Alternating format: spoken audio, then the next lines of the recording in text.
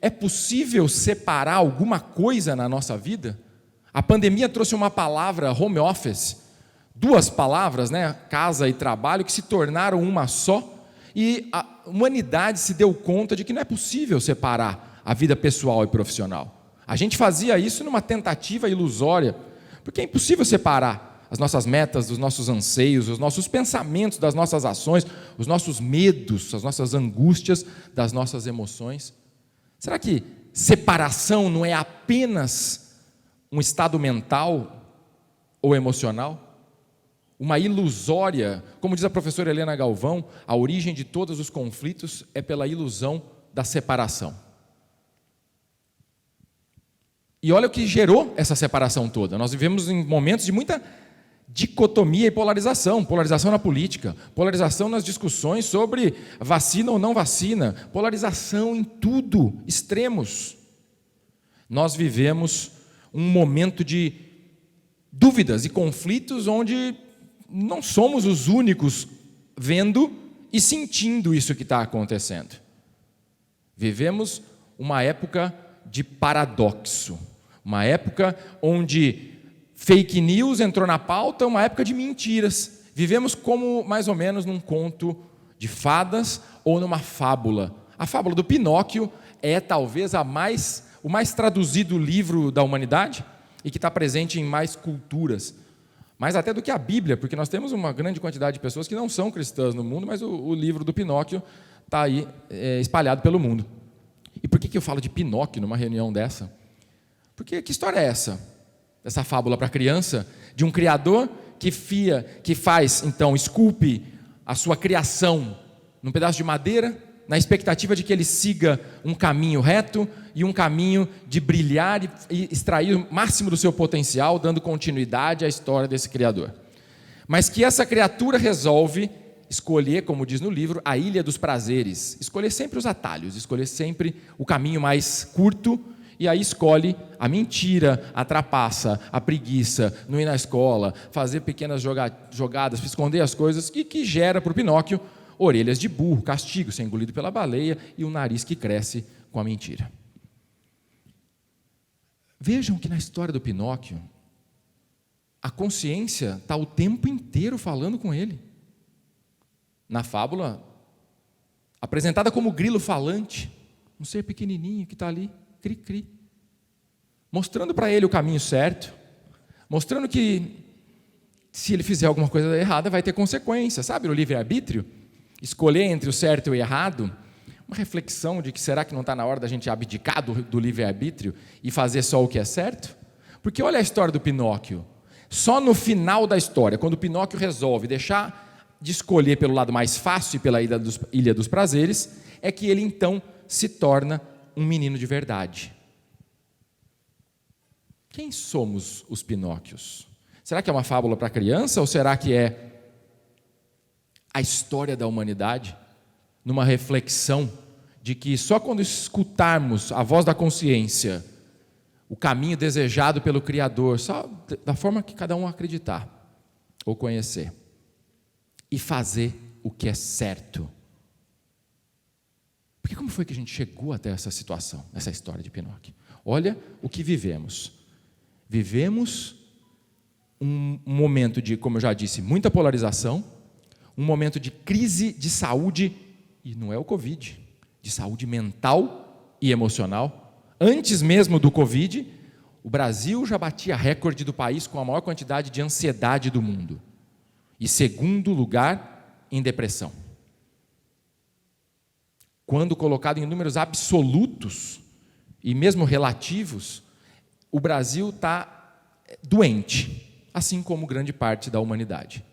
O que explica que nós estamos vivendo a era do conhecimento e da informação, onde há o maior avanço tecnológico, científico, da tecnologia disponível para as pessoas e da tecnologia disponível para os grandes avanços. A gente já não discute se vamos explorar outros planetas e se vamos para Marte, mas discutimos quando. E no mesmo tempo que nós temos, na ponta dos dedos, toda a informação disponível no mundo, qualquer pessoa clica ali no Google, clica no Android ou no Apple, né? Nós estamos plagiando o Star Wars, onde tinha um Android disponível para calcular as distâncias, como chegava nos lugares e dar informações. Hoje todo mundo tem um Android disponível no bolso. Aí a gente clica e faz qualquer pergunta. E vem, como eu conversava ontem com o Ricardo, 13 milhões de respostas. O que você faz com aquilo? A qualidade da informação e o excesso de informação nos coloca num estado de falta de atenção e nos coloca nessa crise. Entre outras coisas, da dicotomia da saúde mental, num excesso de informação, num excesso de comunicação e num momento onde a humanidade não vê tanto sentido e sofre com isso. Em pesquisas, e aqui somos grande maioria de nós, empresários, representantes de entidades de classe, mais de 50% das pessoas querem mudar do trabalho que estão. 90% das pessoas, em outra pesquisa, acima de 90%, dizem que estão insatisfeitas e não veem sentido onde trabalham. Então, olha só, como lidar em todos os ambientes que estamos, onde as pessoas não estão conectadas com o coração, não estão com o propósito alinhados. Vivemos essa dicotomia. E qual é a solução para isso? A solução é voltar ao princípio. Voltar aos princípios, aquilo que nos dão os valores fundamentais. E explico o porquê. Olha esse gráfico, que todo mundo viu de alguma forma, o gráfico de curva exponencial, de evolução da tecnologia, do conhecimento, da ciência, começando desde da era antiga e do arar o solo, de fazer agricultura, imprensa, revolução industrial, e agora, mais recente, tudo que a gente tem desenvolvido muito rapidamente. E como eu já disse, a humanidade avançando exponencialmente em tecnologia, em comunicação e etc., e ao mesmo tempo ficando doente. Como explica? Explica pela separação. Explica pela aquela primeira provocação que eu fiz, de colocar em lados opostos ou separados, porque não é possível que a gente está evoluindo em tudo que a gente está olhando, material, tecnológico, etc., e o ser humano está ficando ali para trás? Eu creio que não. Porque essa viagem para Marte que eu citei há pouco, que a gente já antevê a humanidade chegando, ela parece tão distante, e às vezes, como disse Carlos Drummond de Andrade no seu poema Os Homens, as Viagens, ela é mais distante do que a simples viagem entre o seu coração e a sua mente. Essa viagem curta, entre alinhar as nossas emoções e os nossos pensamentos, entre trazer a consciência do passado e do futuro para o único momento que é o presente, a concepção e o conhecimento e a percepção de que não existe separação, é uma ilusão, é dada pelo simples fato de que a gente só consegue ter a luz elétrica quando a gente junta o polo negativo e o polo positivo. Só é possível ter um filho quando a gente junta o masculino e o feminino. Só é possível estudar a luz, como disse Einstein, observando pela sombra, pelo seu contraste. Então não existe a separação. E por que a cultura de valores é o caminho para as empresas e para os indivíduos? Porque os valores absolutos não têm contrário. Qual é o contrário da verdade? A história do Pinóquio fala de mentira? Não, mentira não é o contrário da verdade. Mentira é a ausência de verdade, assim como a sombra é a ausência da luz. Vou no dicionário e encontro verdade, aquilo que é real. Vou no dicionário e procuro mentira, se refere àquilo que falta com a verdade. Para definir verdade, eu não preciso da mentira. Para definir mentira, só me referindo à verdade. O que é absoluto não tem falta, é perfeito, é inteiro, é completo, é uno. É a definição do tema integridade. É aquilo que é a unidade, a união das polaridades. E aqui eu faço, nesses poucos minutos de trazer reflexão, daquilo que tem sido o meu estudo e minha dedicação, para os meus amigos aqui presentes, meus colegas, como eu já disse, dar o que há de melhor em mim. Eu quero fazer uma rápida reflexão com esse conceito de juntar as polaridades. Esse símbolo é o símbolo de um binário 1 e do 0 sobreposto, virando um novo símbolo que, por coincidência, é o símbolo da filosofia, o símbolo da busca pelo conhecimento. É também o símbolo matemático da letra grega φ, que é a proporção divina que tudo cresce na natureza.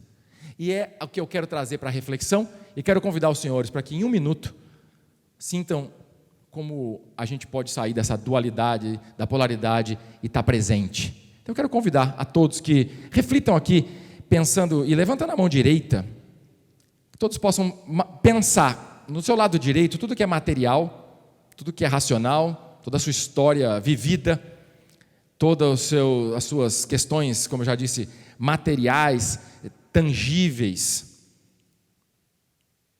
E aí põe consciência nisso. E ao mesmo tempo pega a mão esquerda.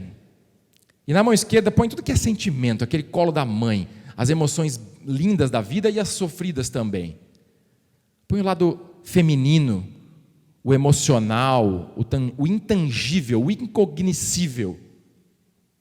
Põe a esquerda. Aí volta para o direito, põe à direita o material, o racional, o cérebro. Põe o positivo de um lado, o negativo de outro. O certo de um lado, o errado do outro. A luz de um lado, a sombra do outro. E agora a reflexão e o convite é: traz conscientemente para o centro. Traz para o centro. Traz para o centro. Junta as mãos. Traz para perto do coração.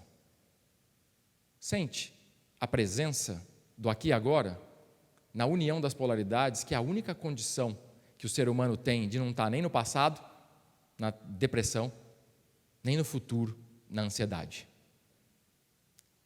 Trazendo e unificando todos os lados e polaridades, é a única forma da gente ter um vislumbre da integridade.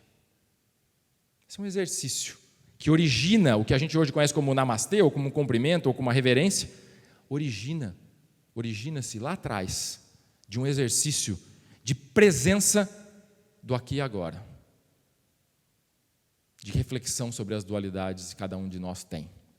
E isso vale para a vida individual, vale para a vida empresarial, porque nos traz o conceito do princípio da integridade, aquilo que gera em nós a ausência de dualidades e gera em nós a ausência de opostos. E olha que maravilhoso que é estar nesse estado e poder fazer uma empresa, uma equipe e fazer a transformação através de algo que gere a perfeição, o inteiro, o círculo perfeito. A não falta, a não ausência. E aí, isso é uma jornada individual, é um caminho de cada um, passos e passos, que não vou entrar em detalhes aqui, que vão levando cada um de nós a ter o melhor de si próprio, porque todos aqui somos líderes empresariais das suas empresas, dos seus setores, da sua família. E qual é a reação que ou sentimento que o seu filho tem, ou sua filha, ou alguém que você ama muito, quando souber ou quando sabe a forma como você lidera, ou a forma que você faz as coisas? Então, se não para si, pensando com compaixão naqueles que o amam, qual é o exemplo e o legado que você quer deixar?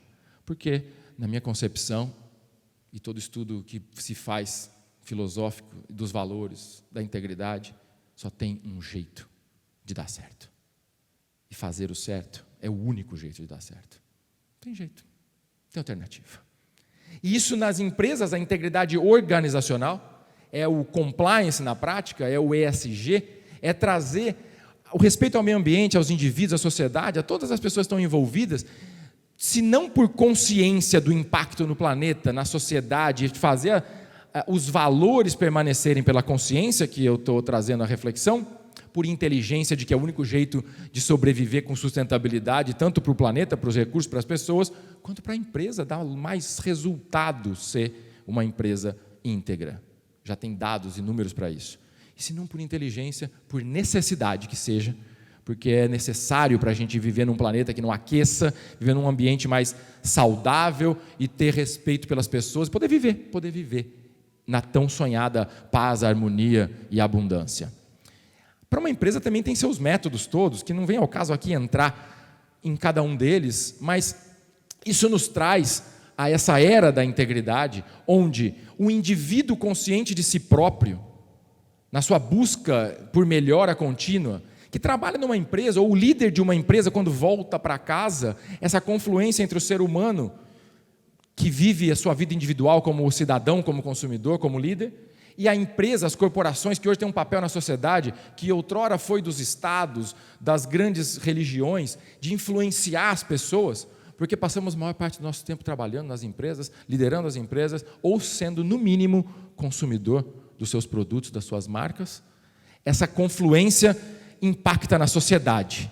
E se tivermos consciência, integridade no indivíduo, nas empresas, levaremos para a sociedade essa evolução. Porque o ser humano que sempre buscou a sua saúde, seu desenvolvimento pessoal, na busca da integridade, de um caminho reto dos valores, expande a sua consciência. As empresas que sempre buscaram e sempre buscarão lucro, é inerente à natureza, e que de tempos para cá também passaram a dar mais atenção à sustentabilidade e à responsabilidade, agora entraram nessa era de ter um compliance, de contribuir para um bem comum da sociedade, de causar um impacto positivo. E a gente está vendo essa reflexão chegar também no ambiente da coletividade, da sociedade, com muitos exemplos que nos trazem um pouco mais de esperança. Porque se a gente quiser viver um mundo íntegro, não tem jeito, nós precisamos de empresas, nós precisamos de governo, nós precisamos de líderes íntegros. E aqui, o meu objetivo é porque eu tenho certeza que todos nós somos aqui no nosso coração essa integridade na busca de fazer algo melhor para o mundo. E se nós precisamos de líderes íntegros, não tem outro jeito. Para termos líderes íntegros, precisamos de seres humanos conscientes. Conscientes do seu papel como indivíduo, conscientes do seu impacto na sociedade. E eu arrisco a dizer, como dei o nome no subtítulo do meu livro, que essa nova espécie tem um nome chamado Homo conscius. Porque esse humano, o Homo sapiens, o humano que sabe e que sabe que sabe, chegamos no seu ápice da era do conhecimento, da informação, e como eu já disse no início, chegamos doentes. Doentes socialmente, doentes mentalmente. Num conflito interno de medo, de dor. Mas, ao mesmo tempo, numa busca profunda de sentido, de significado, filosófica, de querer contribuir, como a gente vê nos indivíduos, na busca pela saúde, pela meditação, por causar um impacto no mundo, pelo ESG, pelas empresas do capitalismo consciente, que vai ser chamado para um evento aqui no final, do sistema B e tanto mais. Essa espécie que sabe e que sabe que sabe, dá espaço para aquela que tem consciência de si e do seu papel e do impacto na sociedade. Esse humano que consegue não evoluir mais no racional e no mental e na questão de melhorar a sua convivência com o ser humano, com o planeta e com o próximo, mas que está conectado com o seu coração. E aí eu deixo a minha mensagem final. Pegando um gancho, nada mais, nada menos do que Gandhi, que disse, seja a mudança que você quer ver no mundo, eu deixo aqui a mensagem de que se queremos ver a mudança no mundo, se queremos um mundo mais abundante, mais próspero, pacífico e mais feliz, porque felicidade está correlacionado com confiança. A confiança que um tem no outro dá uma maior felicidade nas cidades mais felizes do mundo. E o que é isso? Valores absolutos na confiança do ser humano. Então, se queremos esse mundo, temos que ser a mudança. Se queremos esse mundo, temos que ser o líder que queremos ver no mundo. Temos que construir as empresas e as entidades que queremos ver no mundo. E por fim, não tem outro jeito. Temos que ser o ser humano que desejamos e que queremos ver no mundo. Muito obrigado.